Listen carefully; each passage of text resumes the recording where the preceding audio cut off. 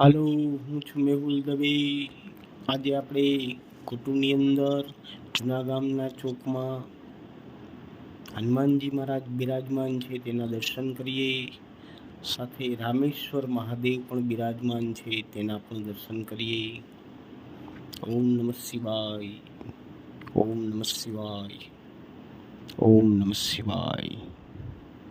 સાથે આપણે કુટુંબ ગામની બારે સરમારિયા દાદા બિરાજમાન છે તેના પણ દર્શન કરીશું અને ધન્યતા અનુભવીશું.